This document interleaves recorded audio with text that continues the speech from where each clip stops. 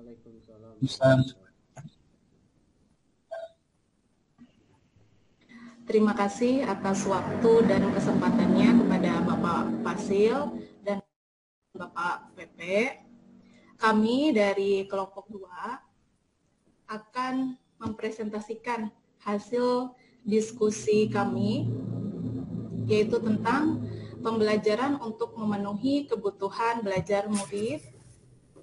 Adapun anggota kelompoknya, yaitu Ibu Odilia, Pak Nono, dan saya sendiri, Wida.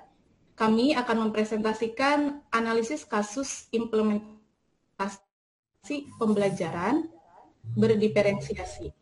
Sebelum ke pemaparan materi, ada baiknya Bapak Ibu semuanya kita yel-yel dulu. Sudah siap kelompok 2? Oke, siap. Ya, Bapak Ibu. Bapak Ibu hebat. Kalau saya bilang Bapak Ibu guru hebat. Terus jawabnya semangat yes gitu ya. Oke, siap ya. Semuanya guru hebat. Semangat.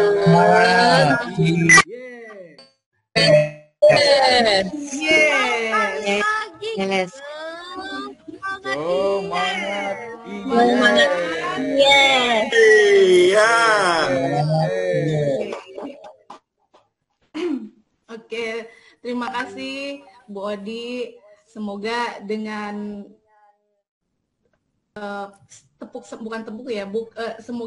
semoga dengan tadi yang dipimpin oleh Ibu Odi, semangatnya kita bisa terus semangat untuk mengikuti kegiatan presentasi hari ini. Oke, Bapak Ibu, kami akan memaparkan yaitu tentang pembelajaran berdiferensiasi yang ada di SD. Untuk itu langsung saja kepada Pak Nono untuk mempresentasikan hasil diskusi kami. Kepadanya saya persilahkan. Baik, terima kasih Bu Lydia, teman-teman.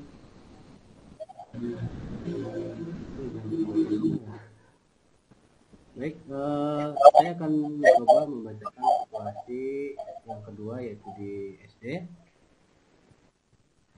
Pak Darmawan adalah guru sekolah dasar.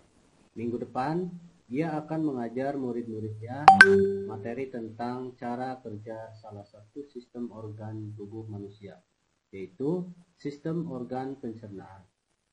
Saat merencanakan pembelajaran, Pak Darmawan mempersiapkan beberapa sumber belajar yang menurutnya akan membantu murid-muridnya belajar sesuai dengan kebutuhannya. Sumber daya belajar yang ia siapkan diantaranya adalah 1. Sebuah poster diagram yang menunjukkan bagian-bagian organ pencernaan yang dipinjam dari perpustakaan.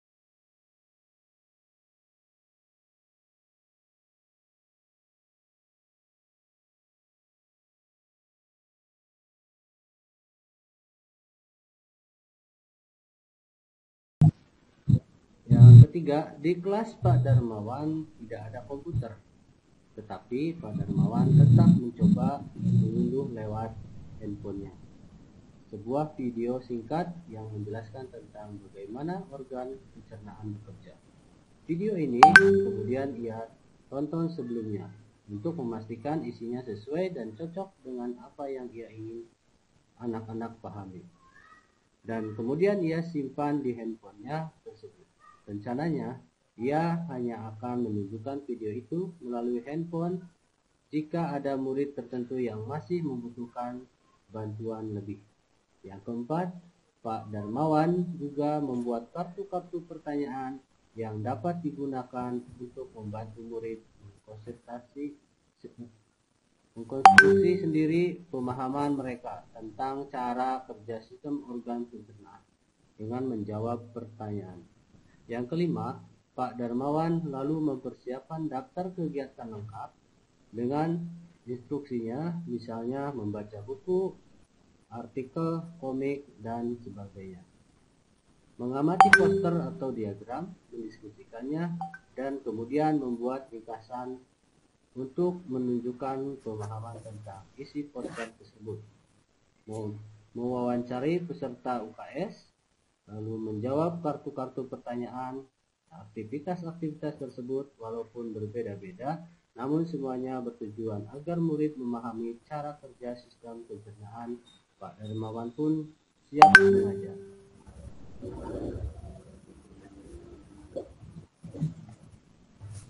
Oke.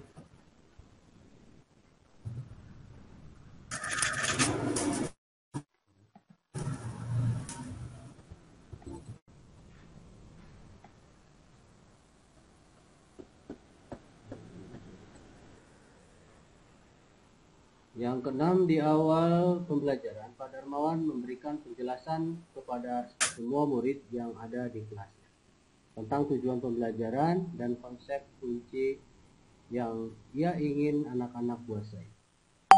Lewat proses tanya jawab dan contoh-contoh, ia juga memastikan bahwa murid-muridnya memahami apa yang dimaksud dengan sistem. Yang ketujuh, setelah itu, ia meminta murid-muridnya mulai bekerja dalam kelompok untuk penugasan kali ini. Pak Darmawan telah mengelompokkan murid berdasarkan tingkat kemampuan murid membaca. Hal ini karena tugas pertama yang harus dilakukan oleh setiap kelompok adalah membaca materi bacaan terlebih dahulu. Pak Darmawan menyesuaikan teks yang dibaca setiap kelompok dengan kemampuan membaca mereka. Yang kedelapan, Pak Darmawan menjelaskan pada murid-muridnya bahwa dalam satu minggu tersebut, setiap kelompok akan mendapat target untuk menyelesaikan kegiatan yang telah disampaikan oleh Pak Darmawan tersebut. Keputusan tentang kegiatan mana yang ingin dilakukan lebih dahulu diserahkan sepenuhnya kepada murid. Yang jelas, mereka diberikan kesempatan melakukan kegiatan-kegiatan tersebut pada saat jam pelajaran IPA di minggu tersebut.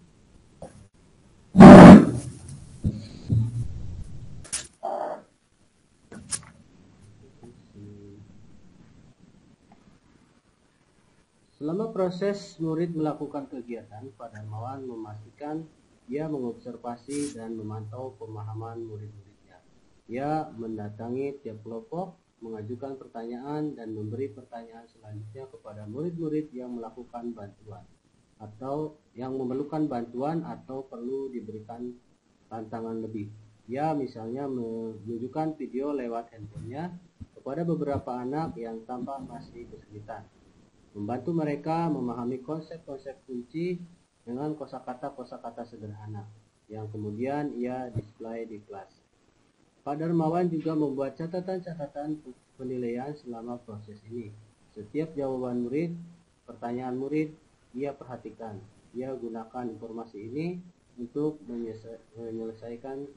menyesuaikan tingkat bantuan yang ia berikan kepada murid. Pak Darmawan kemudian melakukan penilaian untuk mengetahui sejauh mana murid-muridnya memahami materi tersebut.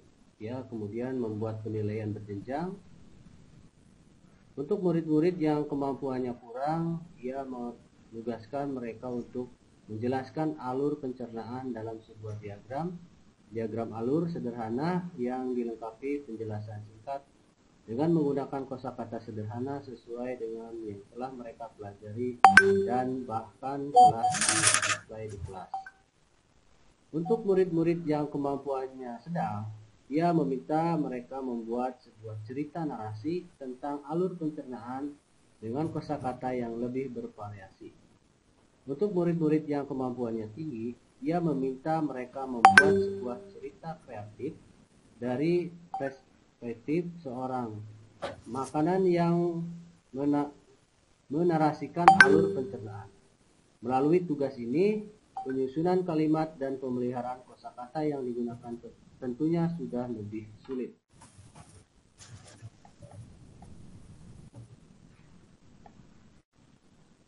Berikut adalah pertanyaan-pertanyaan yang harus dijawab dari kasus yang tadi. Yang pertama, apakah kebutuhan belajar murid yang berusaha dipenuhi oleh guru tersebut? Yang kedua, bagaimana cara guru tersebut menentukan kebutuhan belajar muridnya? Dan yang ketiga, strategi pembelajaran berdiferensiasi apa yang digunakan? Dan yang terakhir adalah bagaimana guru tersebut melakukan penilaian. Berikutnya adalah untuk jawaban pertama, saya persilakan kepada Ibu Robesia. Baik, terima kasih. Untuk pertanyaan pertama, kebutuhan apa yang dipenuhi oleh guru tersebut, yaitu guru tersebut mempersiapkan kesiapan belajar siswa. Kesiapan belajar siswa ini dilakukan dengan 2 tahap, yaitu yang pertama menyiapkan berbagai sumber bacaan yang disiapkan oleh guru tersebut, yaitu ada poster, komik, sains, buku, artikel, dan video. Lalu yang kedua, guru tersebut Pak Darmawan juga melakukan pengelompokan murid berdasarkan tingkat kemampuan membacanya, yaitu ada tingkat yang kurang, sedang, dan tinggi. Terima kasih. Dilanjutkan next.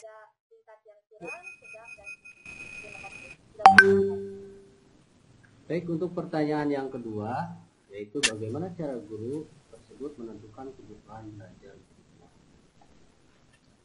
Untuk menjawab itu, cara guru menentukan kebutuhan muridnya, yang pertama, melihat tujuan pembelajaran dan konsep kunci yang akan dicapai murid. Yang kedua, memetakan kebutuhan belajar murid berdasarkan 3 aspek.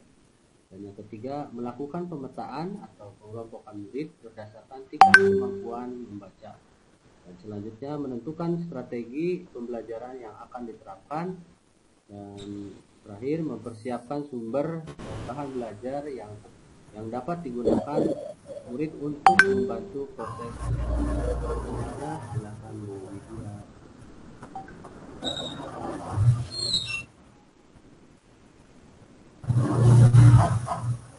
Bu Widya, silakan.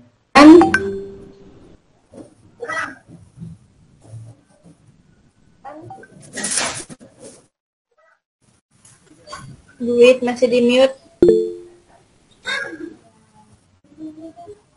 Bu Ida masih di mute.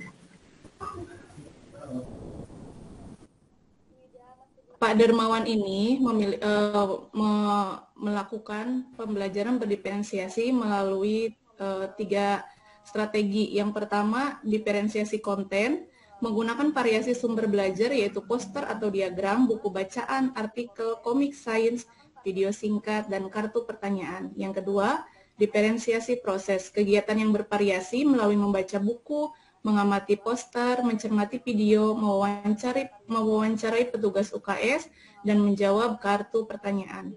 Kemudian yang ketiga, diferensiasi produk. Murid diberikan tugas yang berbeda sesuai dengan kemampuan dan pemahaman, kurang, sedang, dan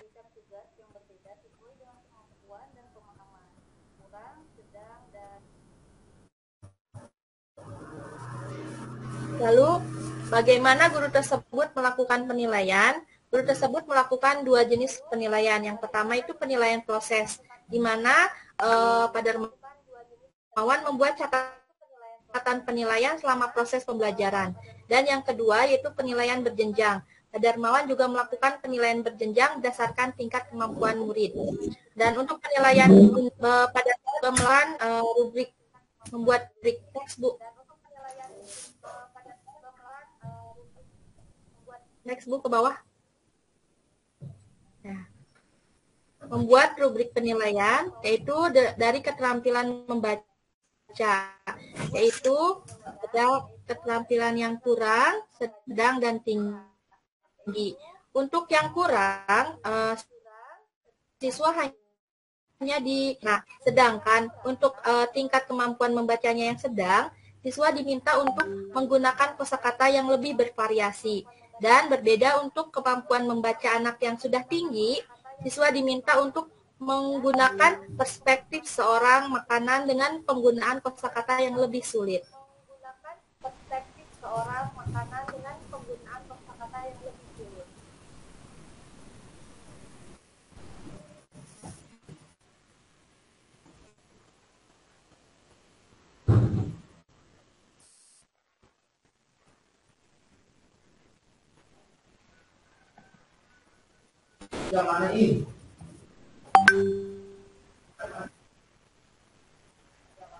Baik, kesimpulannya adalah pembelajaran berdiferensiasi merupakan usaha terbaik guru untuk menyesuaikan proses pembelajaran dalam memenuhi kebutuhan belajar murid. Dalam kasus ini, Pak Darmawan sudah menerapkan pembelajaran berdiferensiasi dengan memperhatikan 3 aspek kebutuhan murid, seperti kesiapan murid, minat, serta profil belajar murid. Beliau juga sudah menerapkan 3 strategi pembelajaran diferensiasi, yaitu konten, proses, dan produk. Selain itu, penilaian yang dilakukan oleh Pak Darmawan juga berjenjang sesuai dengan kemampuan. Terima kasih, salam dan bahagia.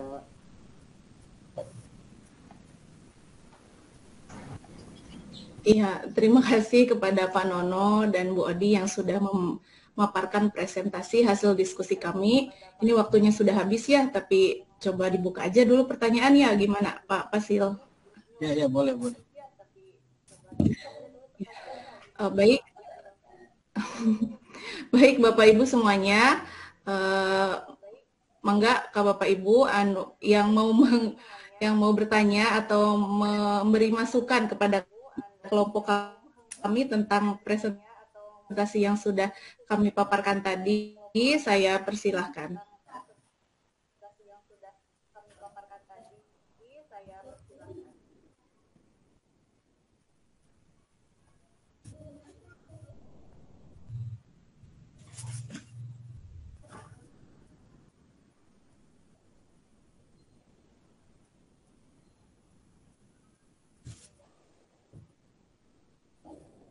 Mangga, Bapak, Ibu, apa sudah cukup? Cukupkan saja. Cukup ya, karena waktunya sudah habis. Gimana ini?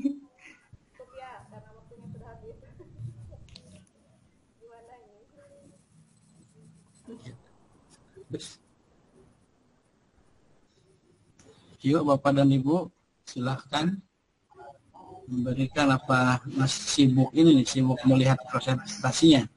Yuk, fokus.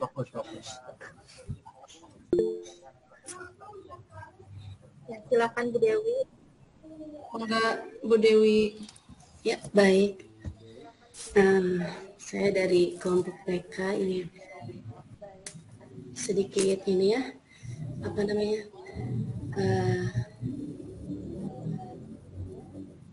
sedikit bertanya tentang yang tadi. Untuk pertanyaan pertama, yaitu apakah kebutuhan belajar yang dipenuhi oleh Pak Darmawan ya? Kalau kebutuhan belajar itu kan ada 3 ya, kebutuhan belajar, minat murid, dan profil belajar. Tadi kelompok Anda menjawab bahwa Pak Darmawan itu hanya memenuhi kebutuhan belajarnya saja. Sedangkan minatnya tidak ya? Tadi sedangkan di diferensiasi proses ada kegiatan seperti anak ke UKS, kemudian apa ya? Tadi membaca ya, menyiapkan poster diagram, kemudian membuat artikel, komik. Apakah itu termasuk kebutuhan belajar dalam minat murid gitu, yang dipenuhi oleh Pak Darmawan? Tadi untuk jawaban pertanyaan nomor 1 tuh Bu. Ya, Bu. Terima kasih Bu Dewi atas masukan dan pertanyaannya. Terima kasih. Memang tadi di situasi itu anak diminta untuk ke perpustakaan, lalu untuk komik ya. kebetulan memiliki gitu ya. Nah, itu juga merupakan satu kebutuhan belajar, namun Pak Darmawan itu bertanya sebelumnya ya untuk terkait materi tersebut gitu. Tapi itu bisa dijadikan untuk tambahan juga ke kami ya, untuk kelengkapan di kami. Terima kasih sih Bu. Terima kasih atas pertanyaan dan masukannya. Atau ditambahkan dengan Pak Nono mungkin, silakan, atau Bu Wida.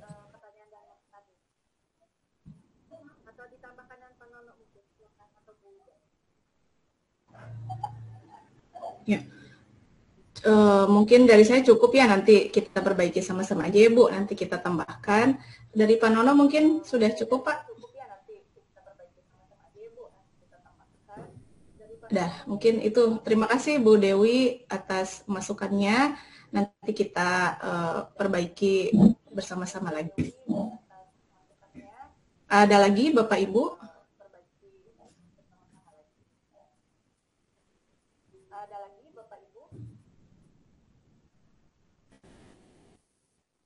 Cukup Bapak Ibu, kalau cukup kita tutup.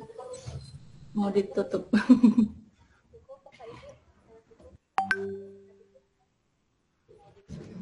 Nah, mungkin cukup ya Bapak Ibu semuanya. Itu presentasi dari kelompok kami, dari kelompok SD. Kurang lebihnya kami mohon maaf. Ditutup. Wassalamualaikum warahmatullahi wabarakatuh.